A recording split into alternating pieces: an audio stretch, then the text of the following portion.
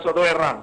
Pero dígame, el problema con la mina Cobriz es el mismo, es decir, no ha sido adquirida, digamos, y no tendría operador, no tendría propietario. Habría que Es una cerrarla. preocupación que se siente en toda la población luego de muchos años de discusión, y los dirigentes han sabido manifestar su preocupación. Y días atrás, como no había postores para el proceso de licitación pública, han mostrado su enorme preocupación y se lo han transmitido a toda la población. Bueno, Lamentamos el momento crítico que atraviesa, en este caso, la provincia de Yauli y Lauroya y parte de Huancavelica, y espero que en ese diálogo del día de mañana se pueda llegar a un acuerdo y pueda existir una comisión del más alto nivel para viajar a Yauli y Lauroya. ¿El diálogo es con quiénes? La apertura del diálogo está hecho a través de la Oficina Nacional de Diálogo de la Presidencia del Consejo de Ministros. Se está convocando a la representación del Ministerio de Energía y Minas y también el Ministerio de Trabajo. Y no está el ministerio. Representantes, su equipo técnico, tendremos una reunión con los alcaldes, los líderes y los sindicatos que seguramente ya están arribando a la ciudad capital para estar a las 8:30 aquí en el Consejo de Ministros. ¿El Ministerio del Ambiente no va a estar en la mesa? También ha sido invitado, tengo información por parte de esta oficina, que es importantísimo que el ministro Pulgar Vidal pueda participar también de esta reunión. En realidad es un viejo problema que año tras año estaba agudizándose y era de dominio público y llega a un escenario que de verdad preocupa a todo el país, especialmente a la región Junín. De acuerdo. Señor gobernador regional, muchísimas gracias por su participación en la Hora N. Muchas gracias, muy buenas noches. Bueno, tenemos ya los cuadros que habíamos anunciado respecto de los estándares de calidad ambiental vigentes.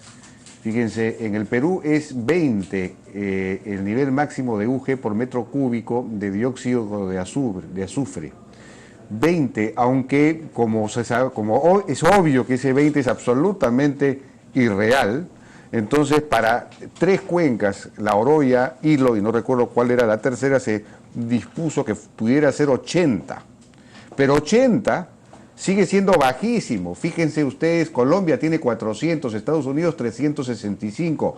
Estados Unidos, México 341, Chile 250, Chile 150, etcétera. Entonces, francamente, esto es un nivel que no tiene sentido. Fue establecido, dicho sea de paso, este nivel de 20 durante el gobierno anterior, cuando se creó el Ministerio del Ambiente. Con este gobierno se ha flexibilizado a 80 para La Oroya y para Hilo, la refinería de Hilo. Pero 80 también sigue siendo demasiado restrictivo, irreal, sigue siendo el estándar más exigente del mundo. En un país en que necesita explotar sus yacimientos, necesita tener refinerías, necesita agregar valor a su producción minera, estamos atentando contra la posibilidad de establecer refinerías, y en un momento en el que la economía está desacelerada y necesitamos precisamente que haya nuevos proyectos, nuevas inversiones. Si esta venta hubiese podido salir la semana pasada, entonces hubiésemos tenido una gran inyección en la economía del país, en el centro, digamos, territorial de nuestro país, y hubiera sido una señal extraordinaria para ayudar a reanimar la economía del país. Entonces es realmente inconcebible que se haya mantenido una situación de, digamos, de inflexibilidad extrema por parte, entiendo, del Ministerio del Ambiente. Bueno, estamos también acá con Richard Almerco, que es representante legal de los sindicatos de trabajadores de Doberrán, en La Oroya. Hay otro cuadro, ¿no es cierto? ¿Ese otro cuadro no está listo? Ahí está. Perú 20, es el mismo cuadro puesto, digamos, Brasil 365, Chile 250, México 288, Canadá, que es, pues, digamos, ejemplar en lo que se refiere a manejo ambiental, tiene 300, y hemos visto que Estados Unidos tiene más, 400 y pico, etcétera. Australia, que es un país minero que exporta 3 o 4 veces más que el Perú, que es un modelo también desde el punto de vista de su manejo ambiental, tiene 210. Realmente hay que estar locos, ¿no? Hay que estar locos. Bueno, estamos, repito, con Richard Almerco, señor doctor Almerco, ¿cómo está usted? ¿Qué tal? Representante legal de los sindicatos de trabajadores. Quiero comenzar, sin embargo, señalando que usted sabe sabe perfectamente que bloquear una carretera es un delito y que van a terminar siendo procesados los dirigentes. Bueno, es una pena, en principio, hasta donde se ha llegado, ¿no? Recordemos primero que Doerran se encuentra en un proceso concursal en Indecopi desde el año 2009, mediante la cual la empresa misma fue al Estado y acogió someterse a concurso para poder proteger su patrimonio, convocar a los acreedores, entre otros los trabajadores, y poder juntos en una mesa de negociación, entre otros partícipes como acreedores, el Estado, poder ver qué hacer con reestructurar Doerran o en un proceso de liquidación en marcha poner a la venta vía esta subasta pública internacional. Los trabajadores han sido pacientes 5 años y más respecto del qué hacer. La Junta de Acreedores ha tomado diversas acciones, diversas decisiones, ¿no es cierto?, incluyendo la última en la cual finalmente se promovió el cambio de una entidad liquidadora, pasar a una liquidación en marcha, ¿no es cierto?, a auspiciar un proceso de subasta pública internacional que se supone que la banca de inversión, UBS Bank, y el actual liquidador han tenido que ver todas las variables, ¿no es cierto?, como técnicos que son, para que la subasta sea exitosa, ¿no es cierto? Sin embargo, la semana pasada, que fue la última fecha, ha quedado desierta.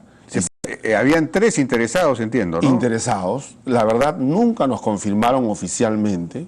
Les soy sincero, hasta el día viernes, hasta al último momento del día, los trabajadores, los dirigentes, hemos esperado para que oficialmente Profit nos entregue una información sobre el resultado de la subasta y no hemos tenido una información oficial más que el no, que ha quedado desierta. Y eso evidentemente ha enardecido a la población de La Oroya, a los trabajadores, y ha provocado los incidentes del día de hoy, producto de la asamblea del día de ayer, ¿no? Explicar por qué ha quedado desierta. Hay un comunicado precisamente de la administración con Doerran diciendo comprendemos el legítimo interés y aspiración de los trabajadores y ciudadanos de La Oroya por el reinicio de las actividades del complejo metalúrgico de La Oroya. Sin embargo, lamentamos y rechazamos los hechos de violencia ocurridos por no ser el camino más adecuado para la búsqueda de soluciones. Mientras más violencia hay, menos interesados va a haber. Estamos de acuerdo. Se han hecho y se siguen haciendo todos los esfuerzos para impulsar a los potenciales postores a presentar sus ofertas. En ese sentido, se ha mantenido y mantiene una comunicación permanente con los acreedores, con el Banco de Inversión, con las autoridades, con los trabajadores y con instituciones representativas de la zona. Se obtuvo la aprobación del IGAC, Instrumento de Gestión Ambiental Colectivo, pero este resultó insuficiente para los potenciales postores por considerar que los requerimientos ambientales que establece la legislación ambiental vigente exigen una inversión de tal nivel que hace inviable la puesta en marcha del del complejo metalúrgico de La Oroya.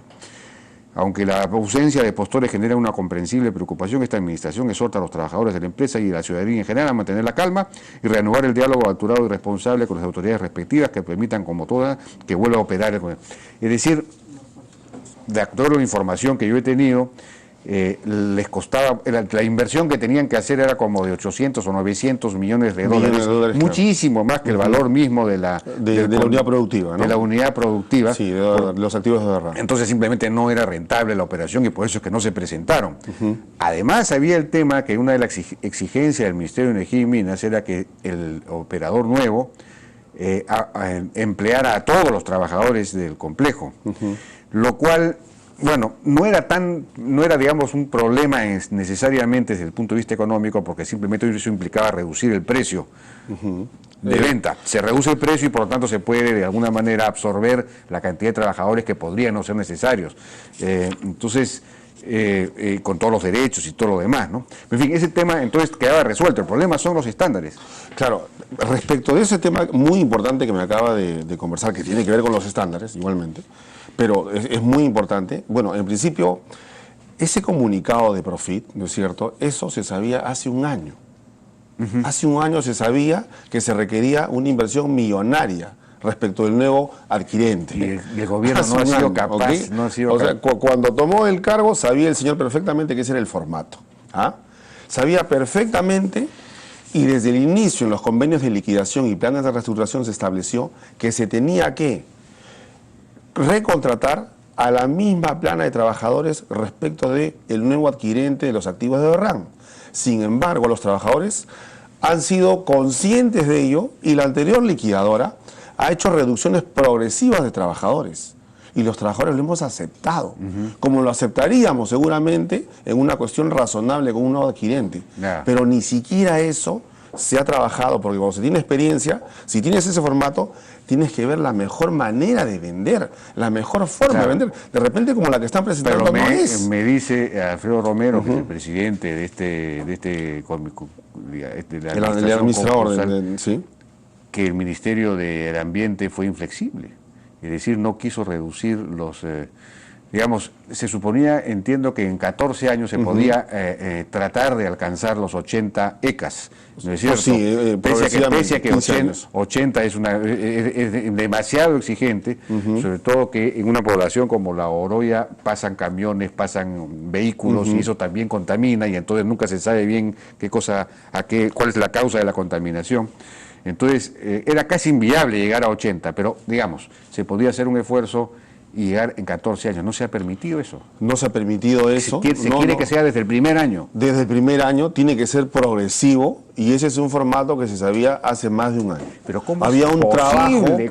Había un trabajo ya en el cual ya se sabía ello, entonces yo creo que definitivamente, por como se ha llegado, no podemos permitir ahora que no hay ningún postor que, por ejemplo, siquiera se piense en ventas fraccionadas, Cobriza por un lado o La Oroya por otro lado. Nosotros insistimos que se debe seguir promoviendo la venta como unidad productiva y que el Estado empiece a flexibilizar.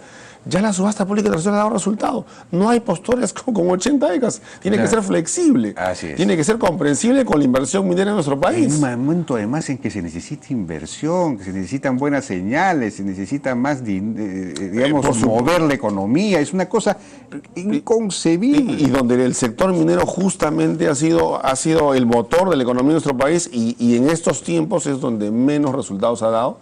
Doberran en concurso, en un proceso concursal, una más de las manifestaciones del fracaso. Bueno, esperemos pues que mañana de una vez por todas. Yo no me explico cómo hoy día no se ha anunciado ya la flexibilización. Sí, y mire lo que ha pasado. En un proceso concursal, quien dirige el destino del patrimonio de la empresa es la Junta de Acreedores. Pero mire, la preocupación ha sido tanta que se está creando un supraórgano que es de la comunidad, del gobernador, del alcalde, de los dirigentes. Ya nosotros mismos con el Estado, ¿no es cierto?, a tratar de solucionar el problema en La Oroya y el problema de Doberran. Entonces, están dejando pues a la Junta como que tomó muy malos resultados, ¿no? Entonces, sí, pues. La población, los dirigentes, los trabajadores, no creemos en eso. Sí. Entonces, estamos preocupadísimos, están tomando acciones directas en relación a este problema. Ni siquiera, ¿no?, estamos diciendo que no haya preocupación ambiental, que no haya estándares, que no haya límites máximos permisibles. No. Estamos diciendo que estos sean los normales en cualquier país civilizado y minero del mundo o no minero. Los que hay en México, los que hay en Estados Unidos, en Brasil, en Australia, por favor, simplemente eso, nada más, que son países que tienen, digamos, estándares ambientales bien rigurosos. Bien, señor Richard Almerco, ¿no es cierto? Sí, Almerco. Bueno, esperemos que mañana pues se llegue a una solución rápidamente, no podemos seguir esperando, ¿no? Sí, yo le agradezco la oportunidad de poder trasladar las ideas de los trabajadores y ir siguiendo este problema, porque la verdad es importante para nuestro país y en especial para el pueblo de Oroya. Bien, muchísimas gracias. O sea, efectivamente, tiene que resolverse, pues, la sensatez, por favor, la sensatez. Bueno, vamos a una pausa y regresamos ahora con Humberto Laechea, coordinador de la Red Nacional de Líderes Sociales, para hablar de un tema de alguna manera vinculado, aunque en el sentido contrario, digamos, tía María. Regresamos.